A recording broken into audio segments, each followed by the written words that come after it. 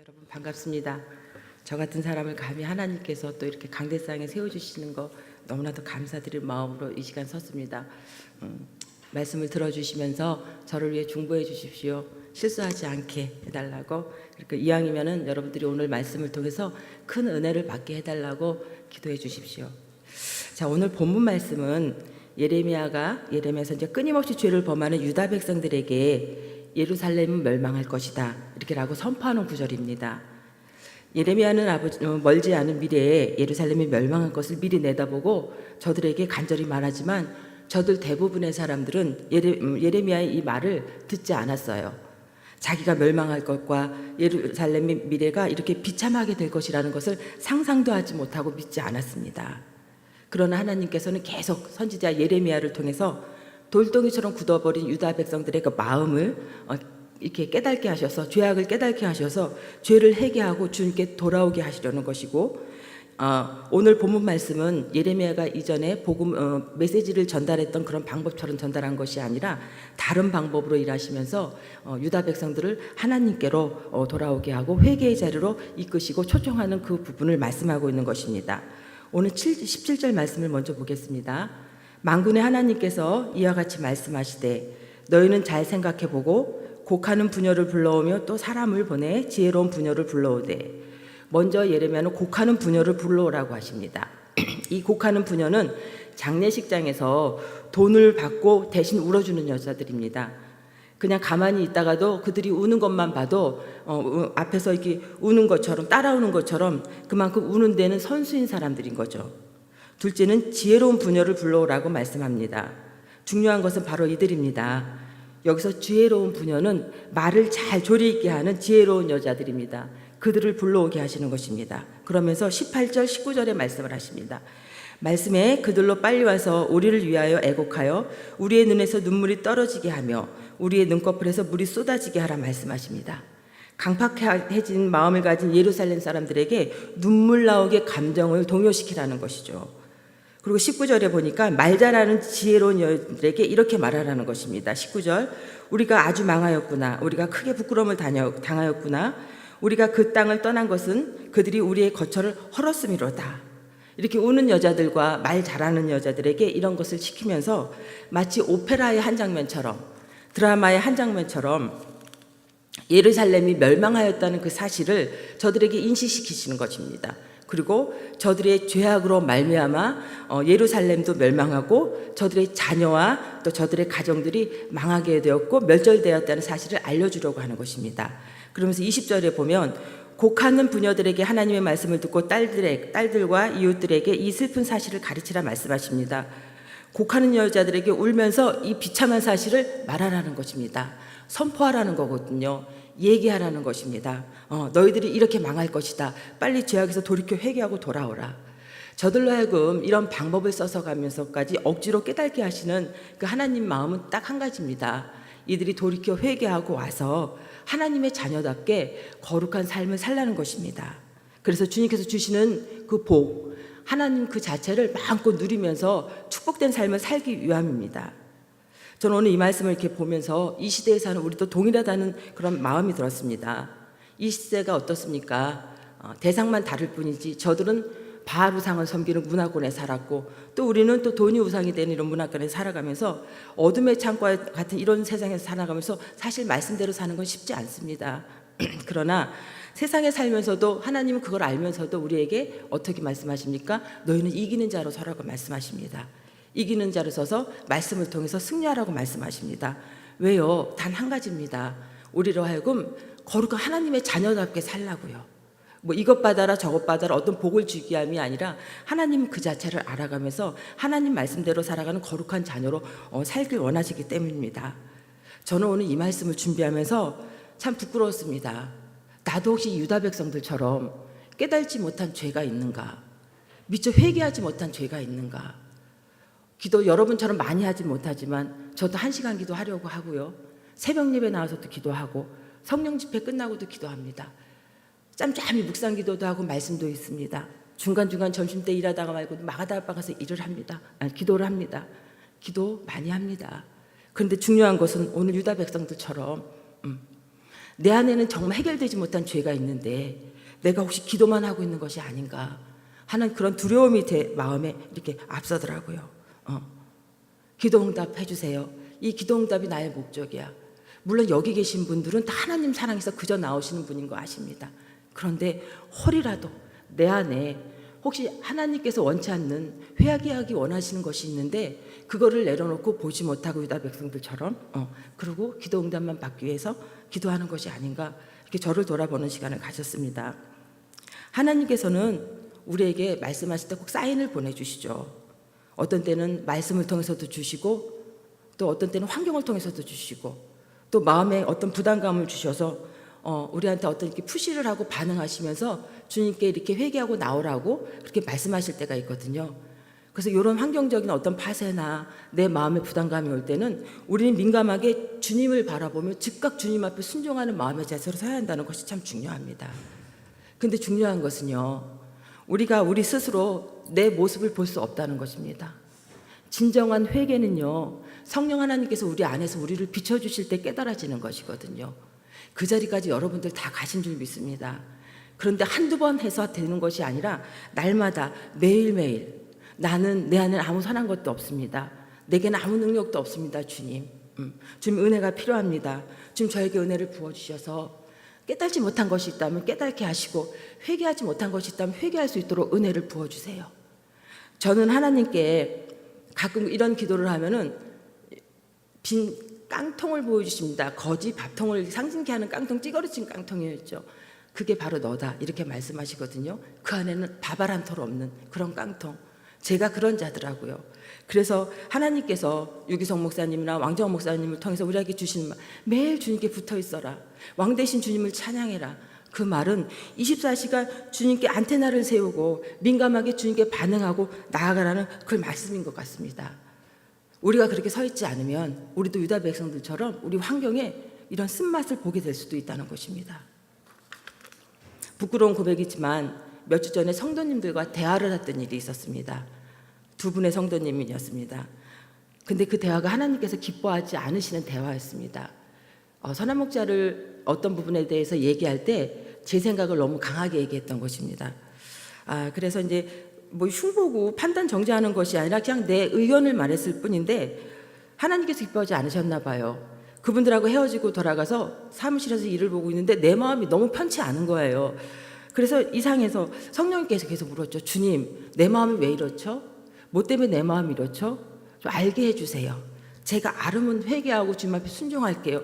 오후 내내 그 기도를 하면서 있는데 퇴근하고 집에 가서 저녁을 하는데 문득 생각이 나는데 성도님들 두 분과 했던 대화가 생각이 나면서 그 그림이 쓱 지나가는 거예요. 그 제 책상 앞에서 이렇게 얘기했던.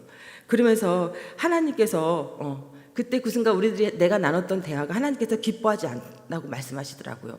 그 순간 제가 머릿속에 딱 깨달아지면서 주님 그래 잘못한 거지. 주님 제가 잘못했어요. 주님 제가 용서해 주세요. 다시는 안 그럴게요. 근데 주님께서 저한테 가서 전화해서 용서를 구하라는 마음을 주시더라고요. 그래서 내 안에 순간 딱 떠오르는 마음이 창피하더라고요. 그래서 주님 정말 너무 싫어서 주님 이제 진짜 안 그럴게요. 이 전화하는 것만 시키지 마세요. 그리고 주님 제가 처음 이런 말 했잖아요. 이제 다시는 안 할게요. 이랬더니 하나님께서 순간 확 나한테 주시는 마음이 그거예요. 내가 말은 처음 했지만 내 마음에 계속 품고 다니지 않았니? 와, 저는요 그날 너무나도 막 순간 하나님의 경외함이 확 부어지면서 얼른 전화기를 들고 전화를 막 했어요. 두렵고 떨리고 정말 저분이 내 마음 속마음까지 하나하나 다 보고 계시는구나, 다 알고 계시는구나. 우린 말씀을 통해서 하나님께서 우리를 다 알고 계신다는 거 알고 있지만 순간순간 놓치고 살아서 함부로 말하고 함부로 생각하고 함부로 행동하는 그런 경향들이 많잖아요. 제가 그날 정신을 정말 뻗쩍 차렸습니다. 그래서 전화를 해서 용서를 다 구했는데 그 두 분도 이런 과정을 이미 겪으셨던 분이라 저를 이해해 주시고 웃으면서 좋은 말도 해 주시고 믿음의 고백들을 해 줬습니다. 정말 두 분을 사랑합니다. 예. 그래서 그러면서 주님께서 저한테 하신 말이 선아야 너는 교회 리더다. 교회 리더가 그런 마음을 마음에 품고 있다는 것 자체는 폭탄을 안고 가는 거나 마찬가지라고 말씀하시더라고요. 예, 제가 그 후론 교회를 대상으로나 성도님을 대상으로 함부로 말하지 않습니다. 어떤 말을 할 때도 주 능에게 구하면서 주님의 인도하심을 구하면서 이렇게 말하고 행동하거든요. 그래서 우리의 말과 행동뿐 아니라 이 마음까지 다스리시는 하나님께서 나를 흠도 점도 티도 없는 거룩한 신부로 세우시려고 지금도 열심히 일하고 계신다는 게 너무 기쁘고 감사해요. 늘 그래서 나는 하나님 앞에 은혜를 구하고 살아야지 하는 그런 마음과 결단을 가졌습니다. 우리 모든 여러분들도 삶의 24시간을 이렇게 살아가면서 성령님의 도우심을 구하고 은혜를 구하며 때로 회개할 때 회개하고 기도할 때 기도하고 민감하게 주님께 반응하며 동행하는 그런 자리로 나아가시길 축복합니다. 자, 하나님께서는 회개를 요구하는 이스라엘 백성에게 다음 말씀을 하십니다. 진정한 하나님 백성의 능력은 어디서 나오는지 말씀하시죠. 23절 읽겠습니다. 지혜로운 자 그 지혜를 자랑하지 말고 용사는 그 용맹을 자랑하지 말라. 부자는 그 부함을 자랑하지 말라. 여러분, 세상에는 좋은 것들이 아주 많습니다. 우리가 자랑하고 싶은 것도 많죠. 우리는 그것들을 갖고 편안하고 행복한 삶을 살기 위해서 누리기 위해서 기도도 하고 하나님도 믿고 그리고 따라가는 거죠. 그러나 축복의 근원 되시는 분은 하나님이십니다. 우리에게 주신 이도 여호와시고 걷어가신 이도 여호와이십니다. 그러기에 우리에게는 어떤 것도 자랑이 되어서는 안 됩니다. 우리에게 오직 자랑은 하나님 한 분만이 되어져야 된다는 것입니다. 자랑한다는 것은 내 의가 드러나는 거거든요. 내 의, 여러분들이 잘 아시는 것처럼 하나님께서 제일 미워하시는 거잖아요. 유다 백성이 바로 세상 권력, 이 부를 자랑하다가 그러면 하나님의 능력을 놓쳐버렸잖아요. 네.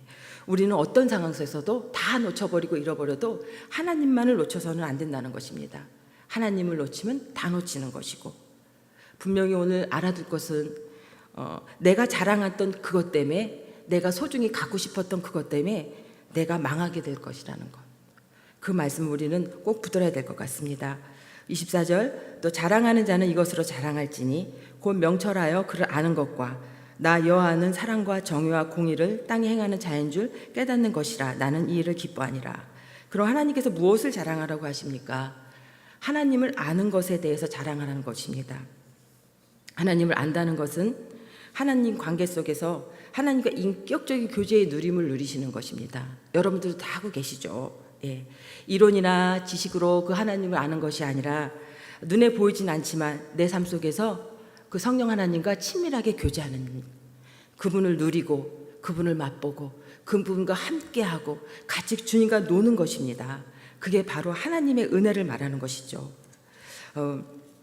저는 이 부분을 자랑할 때 딱 한마디 단어를 씁니다. 주님과 동행하는 삶을 산다고 말합니다. 왜냐하면 저의 인생의 목적은 주님과 동행입니다. 아주 단순합니다. 하나님, 저는 주님과 동행하며 정말 단순하게 살게 해주세요. 이렇게 기도하거든요.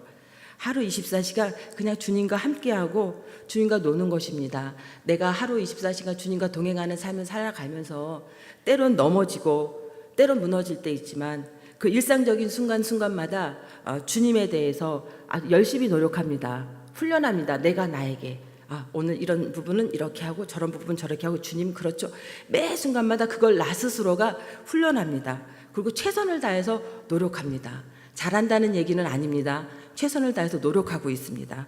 하나님께서 그걸 기뻐하시는 것 같습니다. 그래서 하루를 시작할 때는 꼭 그런 기도를 올려드립니다. 주님, 나의 하루가 온전히 하나님께 올려드리는 예배가 되게 해주세요. 내 삶 자체가 예배가 되어지기 원합니다. 그런 기도를 합니다. 그냥 주님을 안다는 것은 그냥 편안하게 주님과 내가 노는 거예요. 재밌게. 제가 사역을 하다가 또 일상생활 가운데 좀 오버하는 일이 있잖아요. 내 열심히 올라가 갖고 하나님 보시기 안 기쁘시면 하나님은 딱 한마디 하세요. 선아야, 그냥 나랑 놀자. 예. 그럴 때 뭘 하다가도 그냥 내려놓습니다. 왜? 주님은 나보다 나를 더 잘 아시거든요. 그게 내 욕심에서 시작된다는 것을 알기 때문에. 내 열심 하나님이 안 기뻐하시는 거 아시잖아요. 그래서 하나님께서는 브레이크를 다 거십니다. 너무나도 요즘은 철저하게 거셔서 참 그게 감사합니다. 또 하나님께서는 하나님을 아는 것과 또 한 가지, 사랑과 정의와 공의를 땅에 행하는 자를 기뻐하신다고 말씀하셨습니다. 왜 아는 것을, 깨달아 아는 것을 기뻐하느냐? 알아야 우리가 순종할 수 있기 때문입니다. 사랑과 정의와 공의를 행하시는 하나님을 깨달아 알아서 이 땅에서 우리가 내가 있는 그곳에서 내가 서 있는 그 자리에서 살아갈 때 그렇게 살아가라는 것입니다. 하나님의 사랑을 드러내며 공의를 드러내며 정의를 드러내며 오늘 하루도 우리의 모든 삶 가운데 그렇게 하나님께서 행하시는 일에 순종하며 살아가는 하루가 되기를 간절히 원합니다. 제가 얼마 전 일이었습니다. 싫지만 하나님 앞에 순종한 마음을 주셔서 순종한 일이 있습니다. 제가 어머니를 이렇게 모시고 살다가 어머니가 소천하셨는데요. 치매로 있다 보니까 어머니가 막 바닥도 두들기고 이런 행동을 좀 많이 하셔서 아랫집 사람에게 층간소음 때문에 많은 컴플레인을 좀 받았습니다. 그러나 그때마다 하나님께서 근데 그분도 굉장히 예민하신 분이라 별것도 아닌 것 같고 막 시비를 걸을 때도 많았었거든요. 근데 그 다투는 것 자체를 하나님께서 좋아하시지 않으니까 늘 한비 참고 또 우리 집에 교패가 붙어 있는 집이니까 하고 싶은 말도 안 하고 넘어왔는데 작년에 이제 어머니가 이제 돌아가시게 됐어요. 동네 사람들이 다 왔어요. 우리는 참 친하게 지내거든요. 8가구가 사는데 근데 이 한 분만 안 왔더라고요. 어머니 문상에. 그래서 어머니 때문에 층간소음 내는 어머니 때문에 힘이 들어서 안 왔겠거니 하고 이해는 했습니다. 근데 장례가 끝나고 집에 와서 엘리베이터를 타고 올라가는데 엘리베이터 안에서 단둘이 딱 만나게 된 거예요. 근데 이분이 어머니에 대한 소천에 대한 안부를 좀 물어줬으면 좋겠는데 안 물어보시는 거예요. 딴 얘기를 막 하시는데 제가 정말 그 순간 너무 마음이 어렵더라고요. 야, 어떻게 저럴 수 있지? 정말 사람이라는 게 다 이렇게 악한가 보다. 아무리 자기한테 피해를 줬다 해도 노인네, 치매 노인네가 그렇게 소천했으면 어머니 소천하신 걸 위로 한마디 좀 해줄 수 있을 텐데 그러고 했는데 너무하다 싶었지만 하나님께서 주시는 마음이 있어서 그냥 인사하고 올라오고 그 후로도 늘 상냥하게 웃어주고 그 과정에서 중보기도를 해왔습니다. 근데 며칠 전에 이분이 신장암이 걸렸어요. 28일 며칠 전 이틀 전에요. 수술을 했는데 동사람들이 한 가정당 10만 원씩 각출을 해서 걷어서 주자는 얘기를 하더라고요. 그래서 이제 걷어줬는데 그 순간 내 마음이 어땠는지 알아요? 순간 난 하기 싫어. 하지 말까? 이 마음이 탁 드는 거예요. 그래서 그래 그건 아니지. 그리고 또 딱 내렸는데 또 치사한 이 전화가 5만 원씩만 하자 그럴까? 아니야 이것도 아니야. 그거 잠깐이었어요. 하지 말을까? 5만 원씩만 하자 그럴까? 그러다가 아니야. 주신 마음이가 10만 원씩 하자.